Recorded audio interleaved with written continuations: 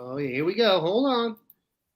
Good morning, Bucknutters. Had a little technical difficulties there to get started. Shocker. And we're a little late getting out of the box here because we actually do a show for the premium subscribers on C-SPAN before you guys get on here that is really, really good. You want to check your link to sign up for that, but I digress and jest. It is the Bucknuts Morning 5. It is Thursday. What's our date? March the 9th. We've got our guys here, Bill Kurleic and Mark Porter. Lots to talk about. We had a commitment recently from an Ohioan. Spring practice has sprung, and there's visitors coming for that. Mark has done transfer evaluations on 2 guys in the secondary that we're going to discuss, but we will start with the addition of Mark Nave, class of 2024 offensive lineman, big dude, Toledo Central Catholic. When he was offered, I don't think it was the most expected offer. Since then, we've kind of seen they got a type. They're looking for the big, bruising type guys, the big body types. So, Mark, what did you think of the commitment? And were you surprised when they offered him? This kind of all moved real quickly. Not surprised. And if you go back on this podcast, back to November of last season when we saw him, I immediately jumped him to the top of my list and maybe got a little too excited at the time. And of course, now I feel a little better about it with him committing to Ohio State. Coach Dempsey at Toledo Central Catholic, talking with him, he was on the same page as me. I got a text from him a couple months ago saying, Mark, why are guys not this excited about this guy as you are?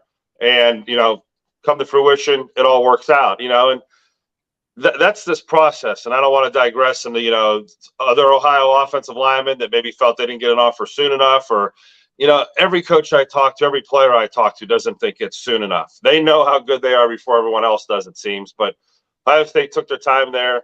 They got this one right. This kid, when I saw him, I think what I liked about him, and I'm just going to repeat myself, is he's a 300-pound, flat-bellied kid that's very athletic. So the 300 pounds is there, right? It could even look a little better or transform as he gets into college. So I think there's a better version of him coming. He does a lot of pulling, a lot of running around the field. You see he's an athlete under the big man body. He's nasty. He's a road grader.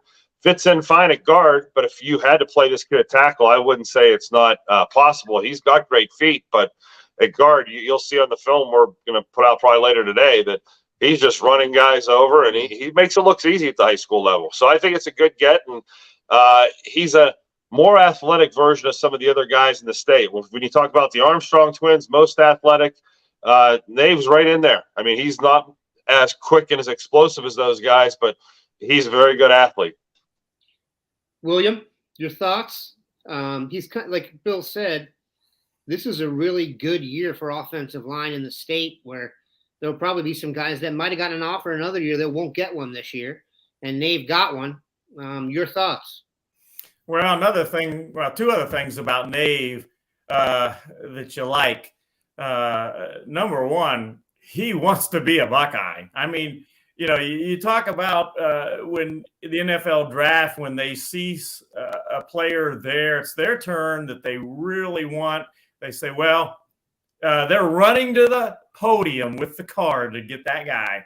Well, when Mark Nave got the offer from Ohio State, I felt like this is another situation of a kid is going to run to the commitment podium, so to speak. And sure enough, he visited Ohio State the first practice on Tuesday for the spring and talked to him actually while he was on his way home.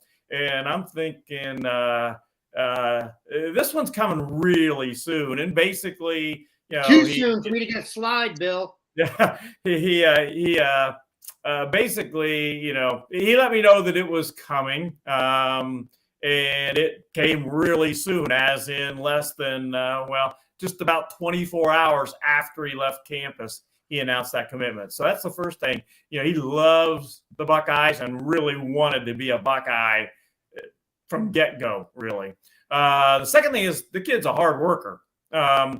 he's doing a good job right now of getting in the best physical condition that he can to play his senior year in football. That's the kind of kids you like, the kids that are working hard to get better.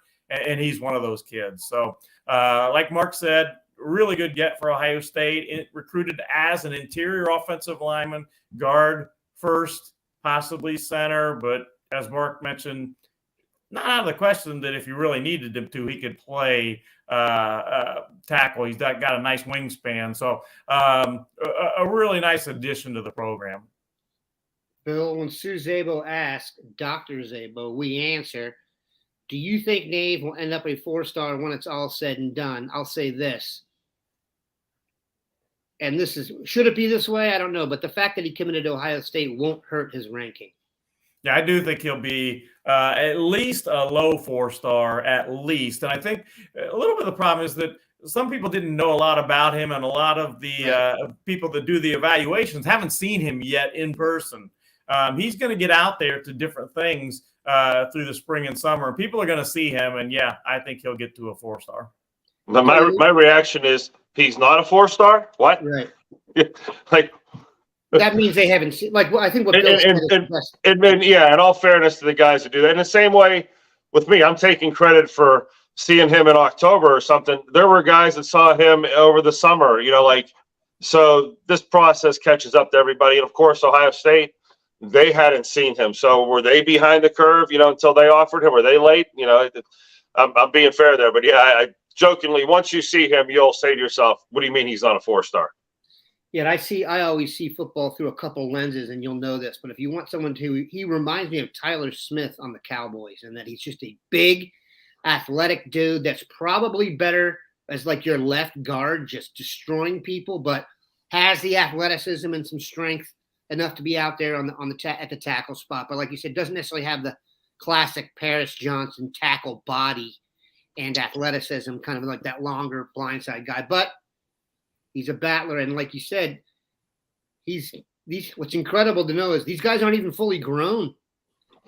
You're talking about kids in high school. If they're that big as a junior, the law of averages tells you they're going to be even bigger as seniors. Height, weight, girth. It's one of those things sometimes I'll look at a kid and say, oh, he's 6'3", 6'4", 250. And you look down and see 310 pounds in the program, and you're like, okay, this whole thing needs to reset here. He shouldn't look that good at 3. And it gives you the double take. Wow, he's that big, moving like that. And that's when you know you got something. But, yeah, if you would have asked me that night, I'd have said 260, 265, And I think having just watched the NFL Combine, offensive linemen are not getting less athletic as the game has gone to more of a passing game. Less teams with the classic road grader approach, even in college. Everything is about athleticism now for the offensive lineman, because I think what's happened is it's become a complete inequity how athletic the defensive linemen are to the offensive linemen. And I think obviously, just like you had the run on tall receivers, now you're getting taller corners. I think you're going to have more athletic offensive linemen now to deal with the increased passing game and the ability to protect the quarterback, etc. All right. Bill, there are some visitors to campus today. Maybe not the star-studded approach that we sometimes get, but some interesting guys. Let us know who you think will be here today and what we can expect. Well, again, it's going to be a lot like Tuesday, the first practice, in that it'll be mostly Ohio guys.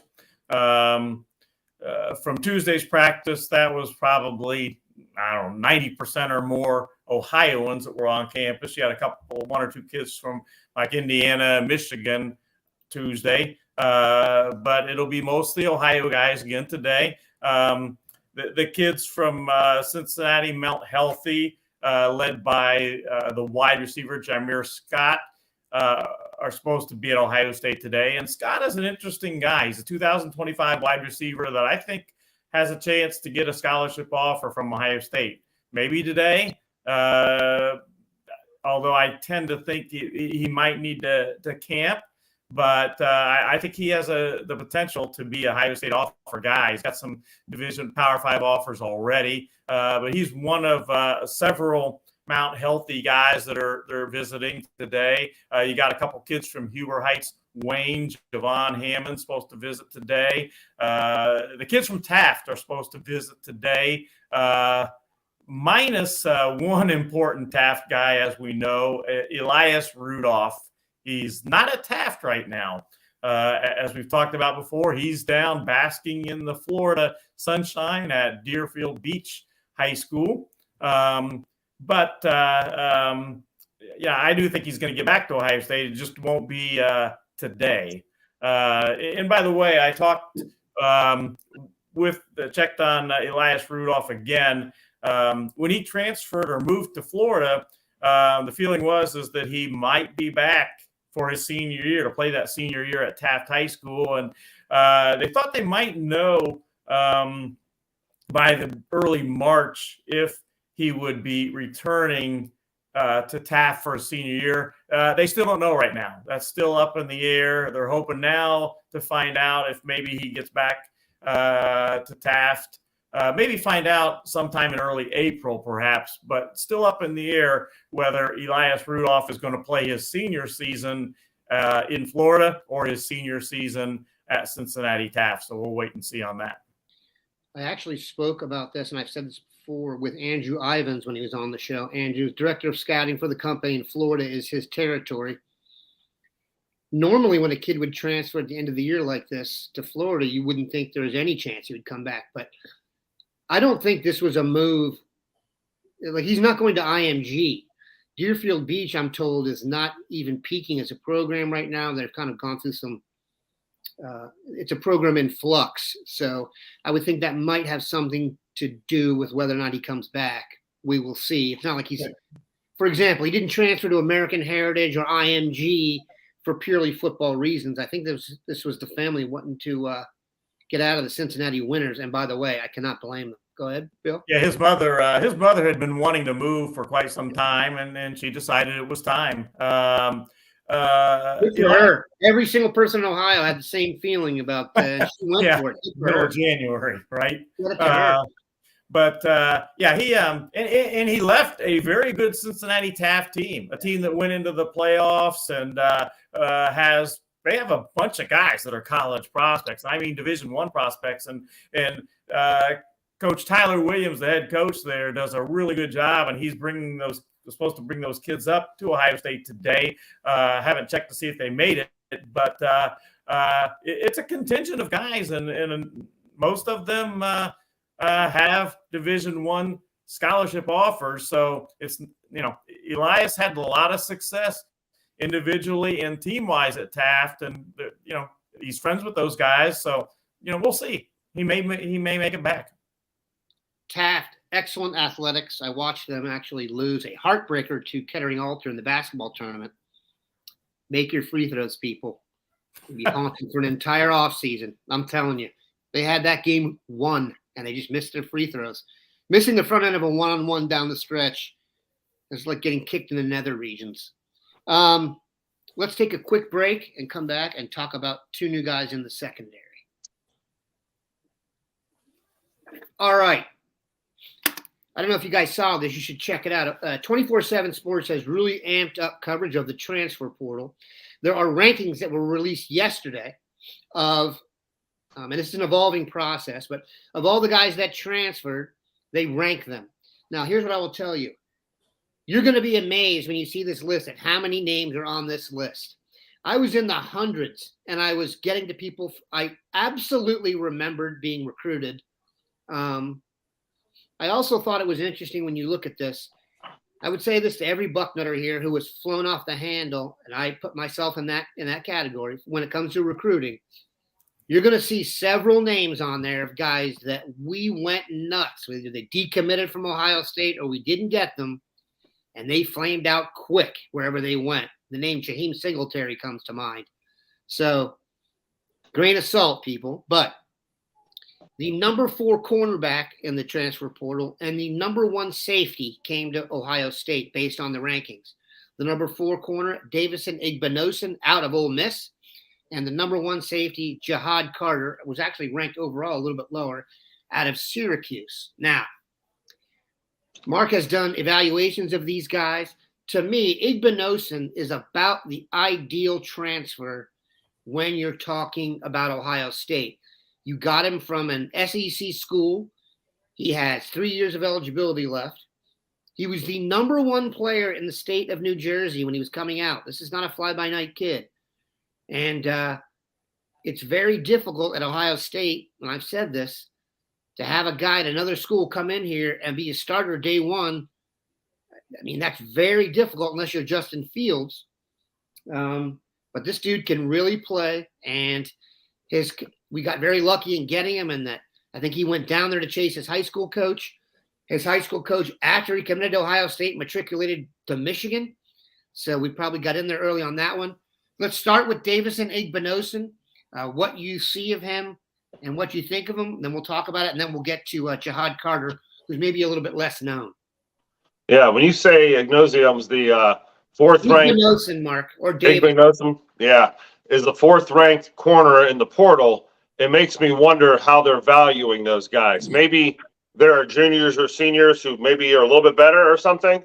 But as far as value, like you pointed out, this guy's got 3 years left. Yeah. He's a starter already down in the SEC, freshman of the year.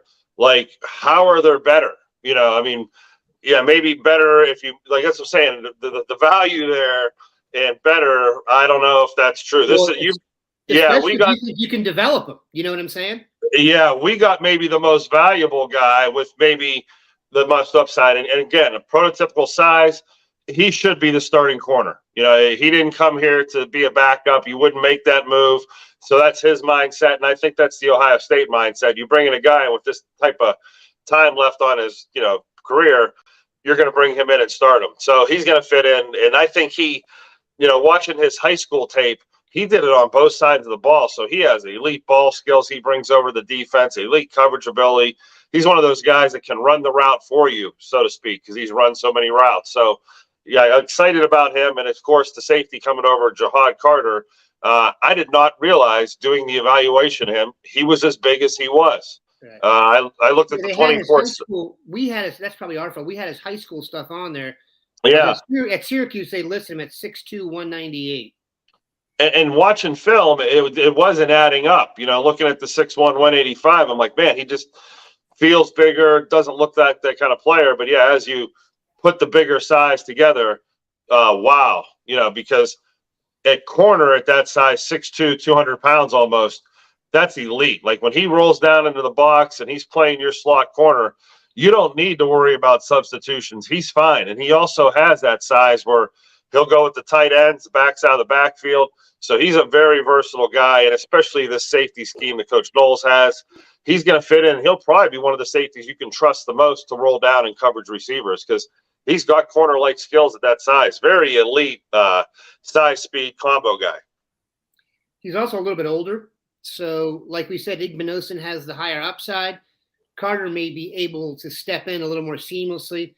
Ohio State's defenses, if we remember, they're always at their best when they have kind of that leader in the back. Jordan Fuller was about the most underrated player to come here, 7th-round pick, and then started in the Super Bowl and had a C on his jersey. So, you know what? Digress to those rankings again. Carter being the number one safety with only a year left. Yeah, he's fully developed.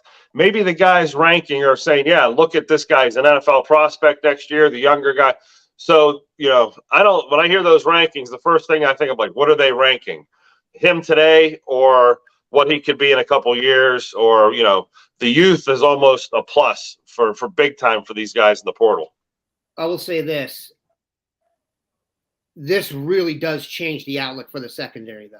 I mean, you add in two guys who don't – I mean, the experience is enormous. You know what I'm saying? And when – like Carter knows what he's here for. He's here to make the NFL, and he's here to put on a good show. You'll get the best out of him. I thought Tanner McAllister last year was a nice addition. Maybe not the athletic playmaker we were hoping for, but he knew Knowles' defense, and that probably eased the transition.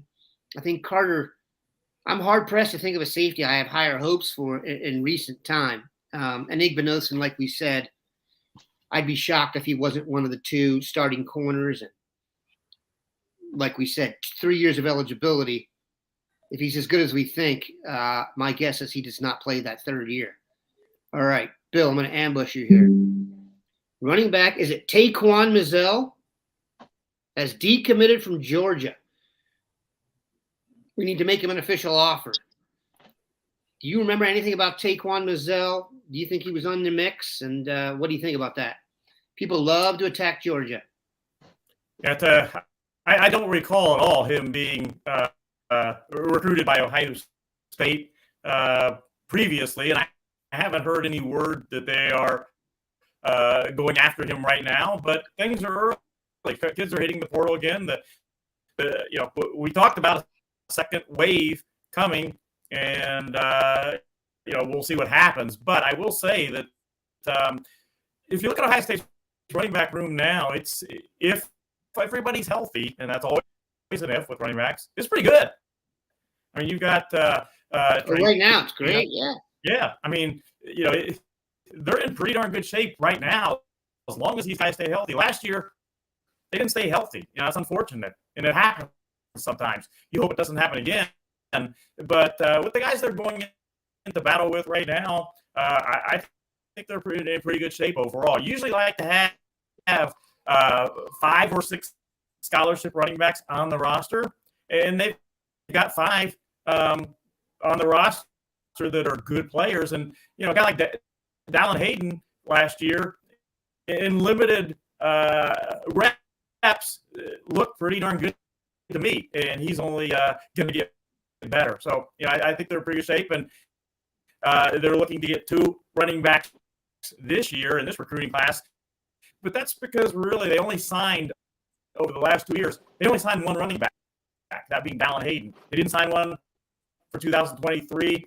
Hayden was the only one in 2022. So they're looking to get 2 this year to move forward with things. But right now the roster's pretty good. Agreed. Keep it locked in here, Bucknutters. We'll have a full report from practice. Bill will be on the horn with these visitors as soon as they are legally allowed to speak to him. And Mark is working on a review of Mark Nave. So plenty of content coming your way. We appreciate you guys stopping by. Have a good one, Bucknutters.